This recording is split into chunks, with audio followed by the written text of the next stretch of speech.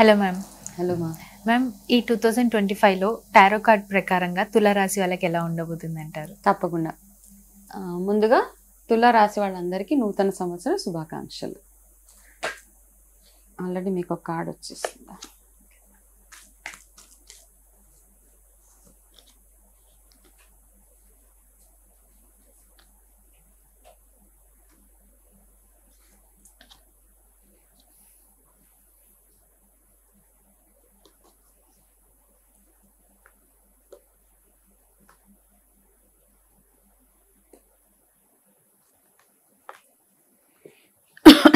Okay, తులారాశి వాళ్ళకి ఈ ఇయర్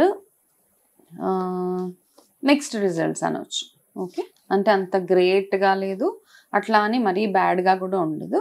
కాకపోతే చిన్న చిన్న ఇబ్బందులు పడే ఛాన్సెస్ ఎక్కువగా కనపడుతున్నాయి. కాకపోతే అవన్నీ మీరు ఓవర్కమ్ అవ్వచ్చు. సో ఇక్కడ బేసిక్గా ఏం చెప్తుందంటే తులారాశి వాళ్ళు మీరు ఒకటి ఈ ఇయర్ అంతా మీరు ఫాలో అవ్వాల్సింది. చాలా మందికి తులారాశి వాళ్ళకి ముఖం మీద అందరూ అంటే ఏది ఉంటే అది చెప్పేస్తారు మొహం మీద, అంటే ఫిల్టర్స్ ఉండవు అనమాట. వాళ్ళకి నచ్చలేదు అంటే నచ్చలేదు, అది యాక్చువల్గా మంచిదే. అట్లా చేస్తే ఏమవుతుందంటే మనకి స్ట్రెస్ ఉండదు మైండ్లో.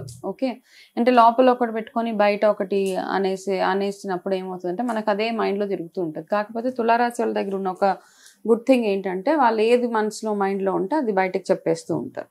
అయితే అట్లా చెప్పినప్పుడు మీరు కొన్ని ఆపర్చునిటీస్ మిస్ అవి కొంతమందికి చాలా దూరం అవ్వాల్సిన సిచ్యువేషన్స్ చాలా చాలా వస్తాయి. కాబట్టి లౌక్యంగా మసులుకోవడం అంటే చెప్పేది ఏదైనా కాస్త చెప్పండి, కాకపోతే మనం చెప్పే విధానంలో ఉంటుంది. కాబట్టి కాస్త కేర్ఫుల్గా ఉండాలి. మీ రిలేషన్షిప్స్ విషయంలో కొంచెం కేర్ఫుల్గా ఉండాలి. బిజినెస్ ఇన్వెస్ట్మెంట్స్ చేసేటప్పుడు కాస్త ఆలోచించి చెయ్యాలి. టూ మచ్గా వెళ్ళిపోవడం కాదు అనమాట. అతిగా చేసేసి ఒకటే పెద్ద ఎక్స్పాన్షన్స్ చేయడము అట్లాంటివి చేయకండి. అంటే ఒక చిన్న ఎగ్జాంపుల్ తీసుకుంటే మనం కనుక మీరు ఏదైనా ఒక జ్యువెలరీ బిజినెస్ పెట్టాలనుకుంటున్నారు. జ్యువెలరీ బిజినెస్ పెట్టినప్పుడు మనకు ఒక ఆలోచన ఉంటుంది. ఓకే, జ్యువెలరీస్ పెడితే నేను మేబీ ఒక 1 lakh పెట్టి ఇన్వెస్ట్ చేసినప్పుడు దాని మీద రిటర్న్స్ బాగుంటాయి. అట్లా అని దీని మీద రిటర్న్ బాగుంది కదా అని మీరు ఒకటేసారి 10 lakh ఇన్వెస్ట్ చేసినప్పుడు అది అంతగా ఫెచింగ్ అవ్వదు. కాబట్టి ఫేజ్ వైజ్ అంటే ఒక్కొక్క స్టెప్ వైజ్ ఎదుగుతూ ఉండాలి. స్టెప్ వైజ్ అంటే చిన్న చిన్న ఇన్వెస్ట్మెంట్స్ చేసుకుంటూ మీ బిజినెస్ని ఇంప్రూవ్ చేసుకోవడానికి చూడాలి. తప్పితే ఒకటే పెద్ద ఎక్స్పాన్షన్స్ ఇయర్ మీకు పనికిరావు.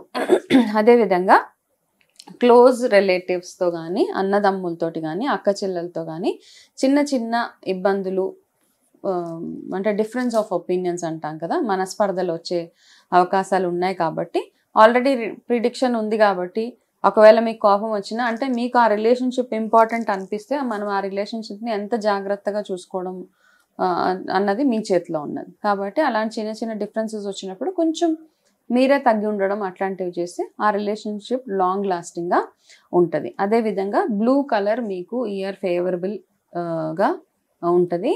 అండ్ మీకు పాదాలకి సంబంధించిన ఏదైనా చిన్న చిన్న హెల్త్ ఇష్యూస్ వచ్చి అంటే పాదాలకి ఎక్కువ మడాల నొప్పులు అట్లా మజిల్ రిలేటెడ్ పెయిన్స్ కానివ్వండి, పాదాలకి ఏదైనా కాళ్ళకి ఏదైనా గుచ్చుకోవడం అట్లాంటివి ఏదైనా కొంచెం కేర్ఫుల్గా ఉండాలన్నమాట. చిన్న చిన్న ఏదైనా కురుపులు లాంటివి రావడము, సో వాటర్లో ఎక్కువగా తడవకుండా ఉండడము, రెయినీ సీజన్లో ఎస్పెషల్లీ కాస్త కేర్ఫుల్గా ఉంటే సరిపోతుంది. అండ్ ఇక్కడ ఒక చిన్న ఇండికేషన్ ఏంటంటే మీకు ఆల్రెడీ మీకు హెల్త్ ఇష్యూస్ ఉంటే కనుక కొంచెం కేర్ఫుల్గా వెదర్ కండిషన్స్ని చూసుకొని మీరు దానికి తగ్గ జాగ్రత్తలు తీసుకోవడానికి చూస్తూ ఉంటే సరిపోతుంది తులారాశి వాళ్ళు. అయితే మ్యామ్, తులారాశి వాళ్ళు ఏ దేవుణ్ణి ఆరాధించాలంటారు? ఓకే, తులారాశి వాళ్ళు ఈ ఇయర్ మొత్తము క్రమం తప్పకుండా చేయాల్సింది సూర్య ఆరాధన ప్రతిరోజు అనమాట.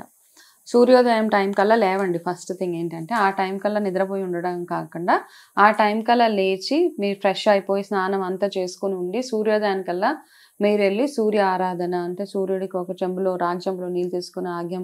ఎందుకంటే హెల్త్ పరంగా కానీ మెంటల్ బ్యాలెన్స్ పరంగా అన్ని రకాలుగా మీరు ప్రొటెక్టివ్గా ఉండాలంటే కనుక సూర్యుడి ఆరాధన ఇయర్ మొత్తం చేయాల్సిందే. ఎక్కడ ఏ రోజు క్రమం తప్పకుండా. వీలైతే ఆదివారాలు ఎవరైనా నాన్ వెజ్ తినేవాళ్ళు అట్లా ఉంటే కనుక ఆదివారాలు ఎంత నాన్ వెజ్ అవాయిడ్ చేయగలిగితే అంత మీకు బెనిఫిషియల్గా ఉంటుంది ఇయర్ అంతా.